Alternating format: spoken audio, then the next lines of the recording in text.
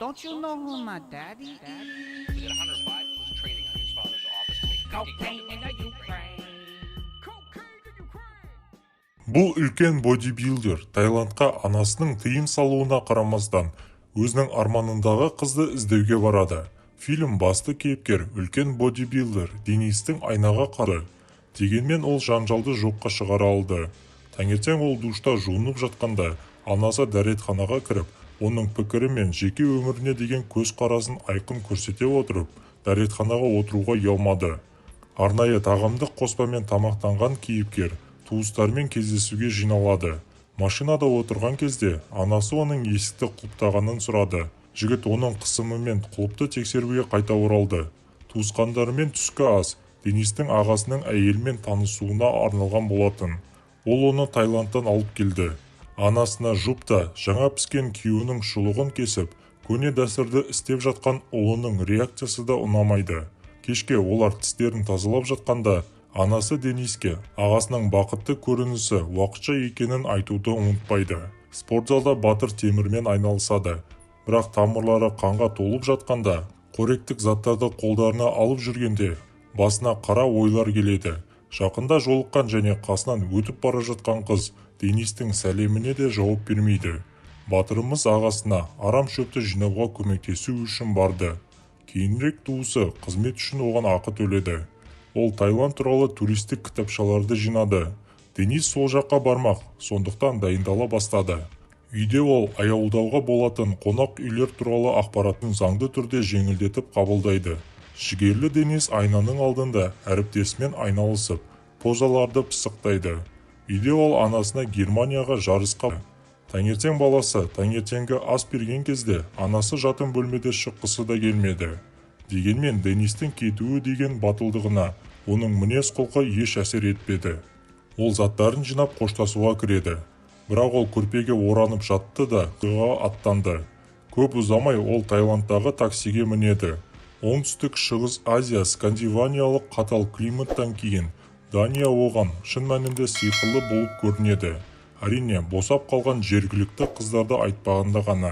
Қонақ үйде тіркеуде консалист ол кімді бөлмеге әкеледі ме жоқ па, сонан соң қосымша ақы төлеу керек пе деп сұрайды. Бірақ Денис кез келген жағдайда бас тартады. Оған бірінші қызды табу керек. Бөлменің ішінде контрацептивтер болды. Қоныстанған кейіпкер балконнан төменде орналасқан экзотикалық елге қарайды. Содан кейін ол өзінің ағасы жіберген Скотт атты жігітке барып, жергілікті қонақ үйге аттанады. Дәл осы Скотт ағасын жаңа жұбайымен таныстырды. Ал енді Дениске де көмектескісі келеді. Оның артықшылықтарын нақтылап, дүкен иесі оны кешке қайтып келуді талап етеді. Ол оған қызды тауып береді. Үйге барар жолда таксист тігіншіге баруды ұсынады. Сірә ол да жан үшін таксовать етіп жүрген бизнесмендердің бірі шығар. Ол жерде үлкен туристі кешке қарай шығуға пиджак дайындау үшін барлық жағынан өлшейді. Тігінші бірден жеңілдік арқылы екеуін сатып алуды ұсынады. Ал Денис бас тартқан кезде туристің осалдығын пайдаланып, ол бағаны 1000 ватқа бірақ көтеріп жібереді. Қонақ үйден жігітті анасына жеткенін айтып қоңырау шалады. Бірақ ол түтікті көтермейді. Сондықтан хабарды қалдыруға тура келеді. Пиджакты алған кейіпкер жуынады да айнаға қарап, оны шортымен киеді. Ол кездесуге барады да оның алдынан туристен ақша табуға ынталанған қарым-қатынас жасайтын қыздар шығады. Үй иесі мен оның қонақтары оны асыға қарсы алады. Денис бұл жерде жергілікті қыздар аралап жүрген шетелдіктер көп екенін байқайды. Көп ұзамай оған да олардың бірі жіберіледі. Қыз ұялған кейіпкермен сөйлесіп, оның дамыған бұлшық етін тәнті болып, істі өз қолына алады. Қыз бұлшық еттерін көрсетуді сұрайды. Ол жігітті әжетханаға кіріп кетуіне мәжбүр етеді. Оны қарап, қызықты жерлерді сүлгімен сүртуге көмектесіп, оны одан ары ұялтады. Дегенмен олар екеуі қонақ үйге қайта оралады. Ондағы қыз адам әкелгені үшін қосымша ақыны еске салады. Бөлменің өзінде қонақ душ қабылдап жатқанда, кейіпкеріміз бөлмені қадаммен жүйкесіз өлшеп жүреді. Бір сүлгімен шыққан бойжеткен бағасын айтады. Бұл қарапайым мейірімді алыпты таңғалдырады. Дегенмен ол төлеуге келіседі. Бірақ қыз іске кірісуге дайын болған кезде Денис жақсы танысу үшін сөйлесуді ұсынады. Нәтижесінде қыздың кәсіби қызмет саласына кіріспей кетуін сұрайды. Мұңайған қонақ киімін ауыстырып кетіп қалады. Сәтсіз клиент ақысын төлеп, жалғыз отырып, анасына қоңырау шалып, қонақ үйге келушілердің дауысынан ұйықтай алмады. Таңертең ол спортзалға барады. Онда оның аясындағы кішірек жігіттер темірді тербетіп жатты. Ол спортшылардың бірінен штангаға арналған қимақтардың қайда екенін көрсетуді сұрайды. Денис оларды грифке бұрып жатқанда, тайлық жігіт оны танып, олжалары бар стендте газет кесінділері бар альбомды көрсетеді. Онда кейіпкердің өзі де болды. Жанкүйер қонақты клуб иесімен той атты қызбен таныстырады. Содан кейін спортшылар бір-бірін сақтандыра отырып, бірге шұғылдана бастайды. Денис тайлыққа бодибилдингтің кейбір қулықтарына үйретеді. Жаттығудан кейін жаңа дос кейіпкерді достармен бірге тамақтануға шақырады. Бірақ оның өз жоспарлары бар. Ол Скоттың үйірмесіне қайтып оралады. Онда жаңа қызды кездестіреді. Және бәрі де бір сұрақ, бір жауап сияқты қайталанды. Кеш жергілікті әншінің өнерімен өтіп жатты. Жан-жаққа қарап, Денис бір сылтауымен кетіп қалады. Жол бойында оны басқа қыздар айналып өтеді. Бірақ ол жалғыз қалғысы келеді. Алайда дүкенде отырып, ол мейрамханаға досының көрсеткен мекенжайы бойынша барады. Оның әуестігін бөлісетін спортшылардың арасында Денис өзін жайлы сезінеді. Тіпті спорт залының қожайыны тойдың болуы да оны мазаламайды. Оның қайдан келгеніне қызығушылық танытқан кезде кейіпкер Даниядан келгенін айтып толығырақ түсіндіреді. Оның өзі қыздың спорт залы бірнеше жыл бұрын жесір қалғанша күйеуіне тиесілі болғанын білді. Денистің өзі үйленбегенін айтады, өйткені ол әлі сүйген адамын кездестірмеді. Той оған бәрі әлі алда екенін айтты. Кешкі астан кейін спортшылар өз мопедтерімен кетіп, той мен Денисті жалғыз қалдырады. Олар қоғамдық көлікпен қайтып келеді де, жолда әйел мопедпен айдау білесің бе деп сұрайды. Келесі таңертең екеуі тайландтық көрікті жерлер мен жергілікті ас үйде тамашалауға аттанады. Мото жарыс жағажайда аяқталады. Онда Денис тоя судан шығып бара жатқан дымқыл денесі жабысқан футболкасымен әуестенеді. Ол мұнда пикник ұйымдастыруды ұсынған кезде кейіпкер оны сүюге ұмтылады. Бірақ қыз қорқып шеттеледі. Көңілсіз сезінде ол кетіп қалды. Бірақ тұрақта мопед оталмай қалады. Қайтып келген тоя техниканы ертеңге дейін қалдыруды, ал оның мопедімен қайтып оралуды ұсынады. Олар кешкі қаланы бірге аралайды. Қонақ үйдің жанында қоштасқан той жігітке көшеде сүйісуге болмайтынын айтып, содан кейін оны үйіне ас ішуге шақырады. Ол жаққа жетіп, тамақтың орнына олар бір-біріне қызығушылықпен қарайды. Бірақ тіпті осылай Денис бәрібір қобалжиды. Қызға да табандылық танытуға тура келді. Соңғы сәтте кейіпкердің жүйкесі шыдамай кешірім сұрап кетеді. Сыртта ол түнгі көшенің ортасында ойланып қалды. Содан кейін қайтып келіп есікті қақты.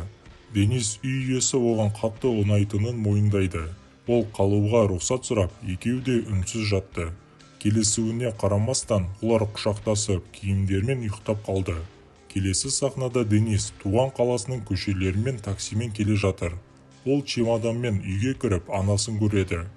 Олар жарыстың қалай өткенін айтып шай ішуде. Ұлы 6-шы орынды иеленгенін айтып өтірік айтады. Бұл олжаның жоқтығын күлімсірегенмен түсіндіреді. Сондай-ақ анасы оның жаңа загарын байқайды. Денис пиджакпен басқа да бірдеңе алып келді. Тояның суреті. Көп ұзамай ол риэлторлермен бірге пәтерді қарайды. Кешкісін толып жатқан ойлардан ұйықтай алмай, ол анасымен сөйлесу үшін барады. Денис Германияның орнына Тайландқа барып, ағасының үлгі өнегесіне бөленіп, онда қыз табуға ұмтылғанын мойындайды. Ол тойды кездестіргенін айтады, бірақ жақсы сезіммен қорланған анасы кетуге мәжбүр етеді. Таңертең ол ас үйге түсіп, үстел басында отырған анасын көреді. Оларды үлкен әңгіме күтіп тұр. Әйел өзінің сүйікті баласынан бәсекелесі туралы сұрайды. Бірақ Денис өзінің жеке өмірі туралы айтуға тым дайын емес болды. Егер ол анасына өтірік айтса, енді оны ұнатпайтын шығар деп айыптаулар айтылады. Жыныстық туризм құбылысының жеркенішін айтуды ұмытпастан, анасы оның қарым-қатынасын мақұлдамайды және оларды дереу үзуді талап етеді. Физикалық, бірақ психологиялық қысымға қарсы тұруға үйренмеген Денис осылай жасауға уәде береді. Бірақ кейінірек әуежайда тойды қуанышты күлімсіреп, гүл шоғымен қарсы алады. Ол қызын анасымен таныстыру қажеттігін болдырмау үшін оны жасырын түрде сатып алған пәтеріне апарады. Сол сәтте жігіт жаман жаңалықты айтпас бұрын оған кулон сыйлайды. Анасының жүрегі ауырады дейді. Сондықтан ол жаңа пәтерде тұрып жатқанда оған қарауы керек. Әрине, қызға мұндай жағдай ұнамайды, бірақ ол келіскендей түр жасады. Бірақ бұл тіпті өтірік болып шығады. Анасының жағдайы жақсы. Денис оған кешке қайта оралады. Келесі күні ол Тоя мен сауда орталығында қыдырып жүргенде жақын маңда қаңғып жүрген анасын, алайда қулық іске аспайды, анасы дауға болады. Бірақ Денис әлі де өтірік айтып, құрбысын ағасының әйелінің сіңілісі ретінде таныстырады. Бірақ оның қатысуынсыз да әңгіме әшкереленуге біртіндеп барады. Той анасының денсаулығына қызығады. Денис тоймен бірге анасының ашуланған айқайына ұшырағаннан артық ештеңе ойлап таппайды. Сәтсіз кездесуден кейін машинада отырған кейіпкер ауыр ойларға батты. Ол қызды отырғызып, үйіне барып, қарым-қатынасын анықтайды. Анасы ас үйде қанға сіңген сүлгіні қысып отыр. Ол ұлының бөлмесі мен оның марапаттары бар стендті құлатып жатқанда жараланып қалды. Бұл варварлықты көрген кейіпкер керуетке күшсіз отырды. Қатал жүзінен көз жасы жүгірді.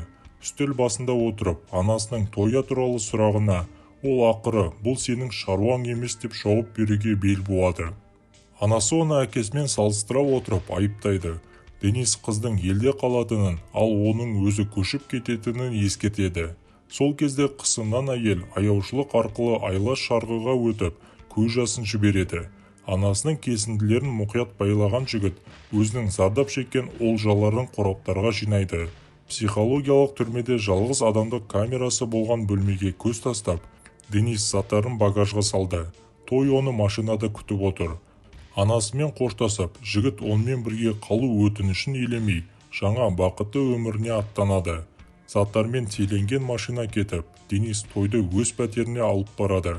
Камера жолдың үстіне шығып, батырларды өз бақытымен оңаша қалдырады.